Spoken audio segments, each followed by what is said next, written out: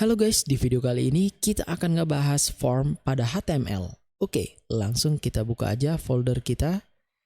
Folder belajar kita nih ya kan. Sini kita tutup. Oke, di bagian folder table dan form, kita buat folder baru, yaitu form. Dia keluar nih. Geret aja, drag, lepas, masuk ke folder ini. Oke, langsung aja kita buat form.html.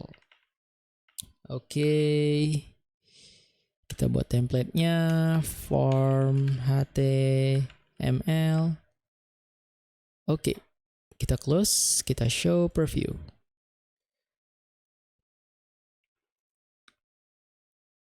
Nah, oke, lanjut. Oke, jadi pertama-tama kita buat elemen form dulu nih. Actionnya kita hapus aja ya kan, karena form kita ini masih statik.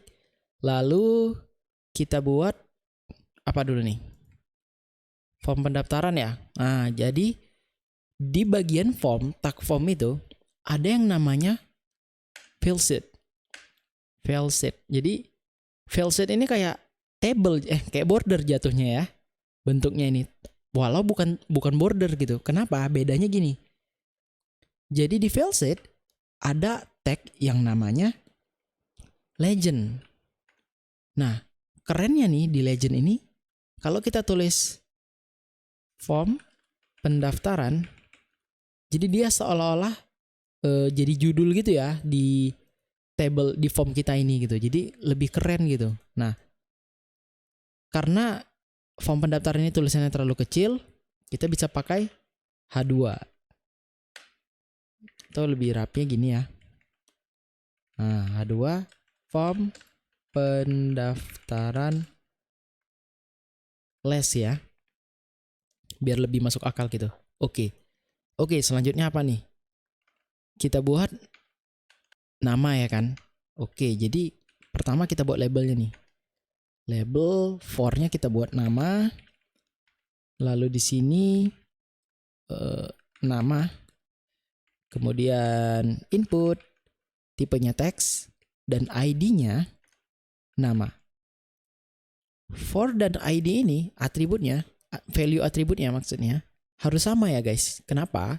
Karena ketika kalian klik nama, otomatis aktif nih input namanya gitu. Kenapa? Karena si HTML tahu nih, si browsernya tahu nih, si label ini ditujukan untuk si input. Kalau kita beda ini, misal kita klik, dia nggak aktif karena beda nih, nggak dianggap label ini bagian dari input gitu. Kita balikin aja nama. Setelah itu kita masukin apa lagi nih? Sekolah. Label sekolah dan inputnya teks ID sekolah. Oke. Nah, cuman kalau kalian lihat hasilnya jadinya berantakan nih guys. Nah, untuk nanggulangin ini gitu. Nanggulangin kayak bencana dong. Kita bungkus aja untuk saat ini ya, karena kita belum belajar CSS nih, belum masuk seri CSS. Jadi per inputnya dan labelnya ini kita bungkus aja dia ke dalam paragraf supaya biar rapi gitu. Kita masukin, kita save biar dirapiin sama pretiernya. Keren, udah jadi nih nama dan sekolah. Lalu apa nih? Jurusan ya. Oke, jurusan. Karena jurusannya pakai kayak drop down gini nih. Jadi kita pakai apa? Pakai select ya. Tag select. Ini bisa kita buat label dulu. Jurusan.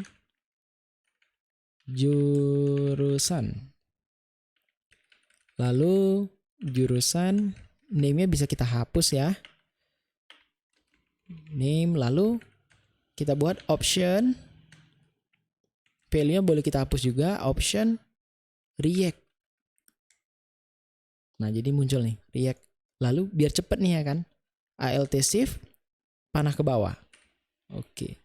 Biar banyak nih. Biar cepet kopinya. Oke, view. Lalu Django.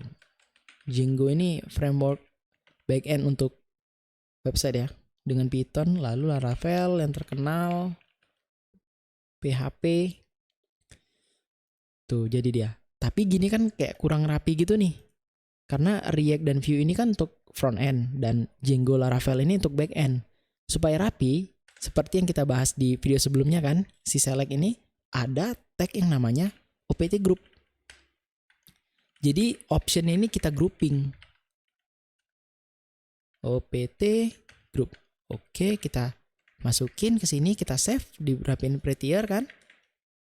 Kalau sekarang aja nih kita lihat belum menampak nih, malah jadi aneh gitu. Kenapa? Karena di bagian OPT grupnya kita lupa ngasih label. Lalu labelnya front end. Karena Vue dan React merupakan front end kan, label back end. Oke, kita lihat hasilnya jadi rapi gini dia. Jadi optionnya ini di grouping gitu guys, front end dan back end. Alright, lalu kita lihat lagi nih nomor HP. Nomor HP berarti pakai number. Langsung kita buat label kontak. Kontak. Lalu input. Input. Tipenya number. Walau sebenarnya nomor HP ini ada yang namanya tipenya memang khusus tel ya. Tapi sekarang kita pakai number aja deh. Lalu for-nya ya. For-nya ID-nya. ID-nya biar bisa nyambung kontak. Oke, kontak. Lalu habis kontak ada tanggal masuk. Tanggal masuk label TTG. Tanggal ya, TGL ya, tanggal singkat-singkat ya. Tanggal masuk. Nah, tanggal kita pakai apa nih? Pakai date ya. Walau ada juga week gitu. Tapi kan kasusnya nih, kita kan mau masuk main tanggal nih. Jadi lebih cocok pakai date. Atau juga bisa date lokal ya kan. Bedanya date lokal ini guys, lokal.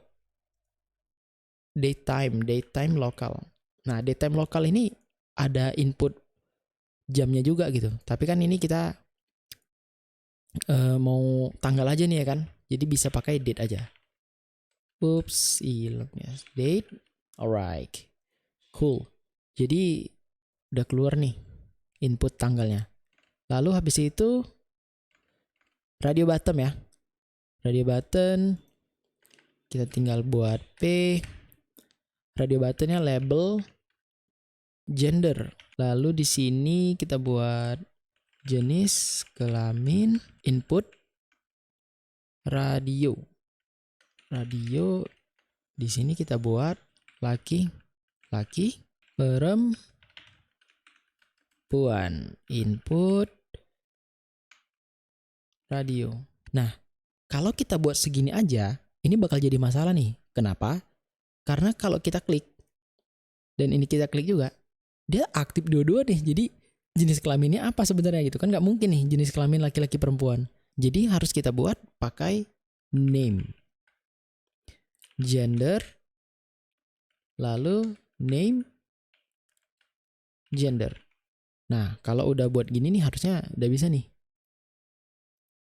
Tuh, jadi kalau udah satu aktif ya yang lain jangan aktif gitu. Nggak mungkin juga kelaminnya ada dua gitu kan. Oke, setelah itu kita lanjut ke alamat. Alamat. Jadi alamat ini kan beda sendiri nih ya kan. Nah, karena dia beda sendiri, dia itu nggak pakai si input ini guys. Dia pakai text area.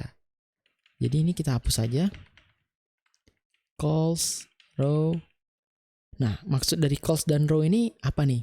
Berhubung di video sebelumnya ini kita udah bahas tentang table dan table ya.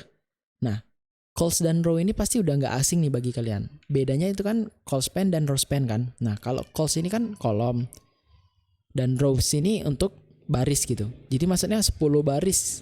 Ini kalau kita enter 1, 2, 3, 4, 5, 6, 7, 8, 9, 10. Dia ada 10 baris gitu.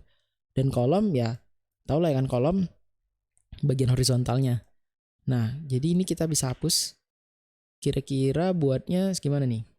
Calls-nya kita buat 10, 30 ya. Row-nya kita buat 7 mungkin, kebesaran 56. Nah, gini, lebih cocok ya. Terus di dalamnya kita buat placeholder alamat gitu. Oke, setelah itu tinggal buat button. Lalu button ini ada 2 kan? P button submit kirim.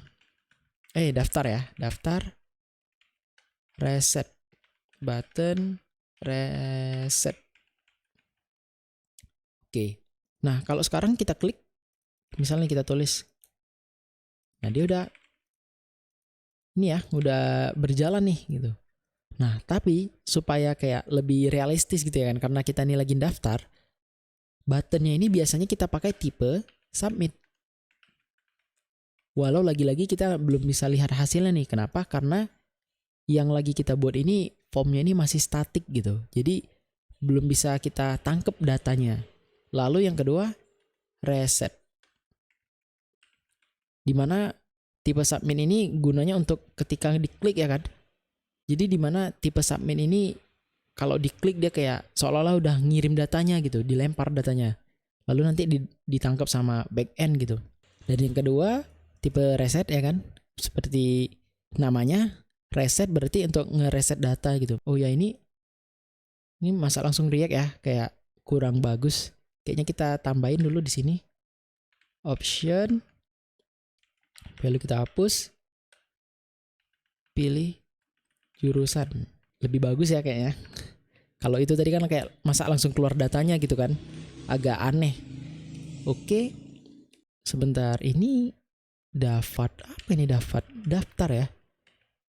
Nah, daftar kok. Oke guys, jadi mungkin sekian aja nih untuk materi kali ini. Nah, pada materi kali ini kan udah keren banget nih. Kalian sudah bisa buat form pendaftaran tertentu gitu, walau formnya masih statik nih. Oke, stay tuned in our channel. See you in the next video. Bye!